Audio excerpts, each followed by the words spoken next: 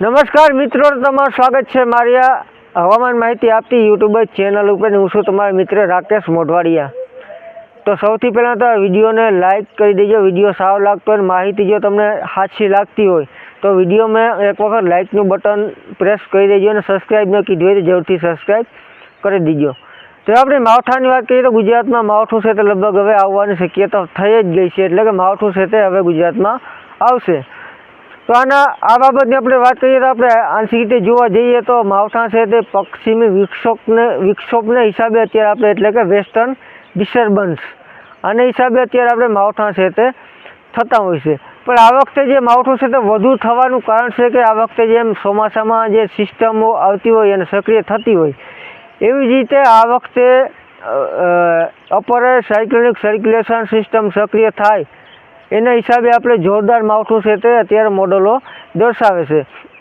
એટલે આ બધા પરિબળોના હિસાબે આ વખતે આપણે માવઠું છે તે થોડુંક વધારે બતાવે. જેવા ઘણા બધા મિત્રોનો પ્રશ્ન હોય કે આવનાર ચોમાસું અને આ માવઠાને કંઈ ઇફેક્ટ છે, તો આ માવઠું અને આવનાર ચોમાસાને કંઈ લેવા દેવા નથી. પણ આ માવઠું છે તે લગભગ આપણે સારું જોવા મળે એવું જ અત્યારે મોડલમાં બતાવે કે હેવી માવઠું એટલે ઘણા વિસ્તારોમાં આપણે 2 ઇંચ કે 3 ઇંચ કે ક્યાંક એકલ દોકલ વિસ્તાર પૂરતો હોય એથી પણ વધુ જોવા વરસાદ મળે. કેમ કે આ વખતે જે પરિબળો છે તે અપર સાયક્લોનિક સર્ક્યુલેશન છે તેમજ ટ્રફ છે, આ બધા પરિબળો અસર કરતા રહે અને આના હિસાબે આવી રીતે વરસાદની માત્રા આપણે વધારે બતાવે અને માવઠાની શક્યતાઓ ઊભી થઈ છે.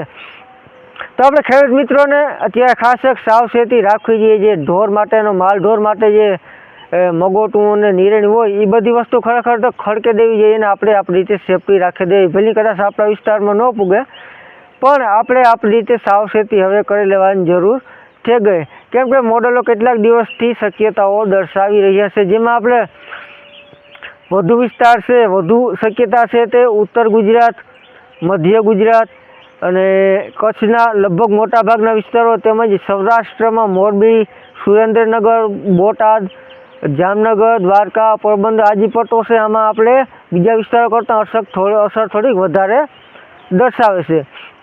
એટલે આ વિસ્તારમાં બીજા વિસ્તારો કરતાં ઇફેક્ટ વધુ રહેવાની છે. આની અસર જે છે એ લગભગ 4 તારીખથી ક્યાંક આપણે કદાચ ઝીણી ઝાંખી અસર ચાલુ થઈ જાય અને જે મુખ્ય તારીખ છે એ 6 તારીખ પછીની છે. એટલે 7, 8, 9, 10 આવી રીતે છે તે મુખ્ય અસર છે તે રહેશે અને માવઠું છે તે જોવા મળશે. લગભગ આપણે જોવા જઈએ તો સૌરાષ્ટ્રના બધા વિસ્તારોમાં ઓછા વધતા પ્રમાણમાં અસર કરતા રહેશે. રેડા ઝાપટાથી લઈને હળવો મધ્યમ વરસાદ બીજા વિસ્તારોમાં પણ જોવા મળશે. પણ કદાચ જે આગળ જે વિસ્તારો દર્શાવ્યા એના કરતાં કદાચ થોડીક માત્રાનો વિસ્તાર થોડો ઘણો કદાચ ઓછો રહી શકે છે.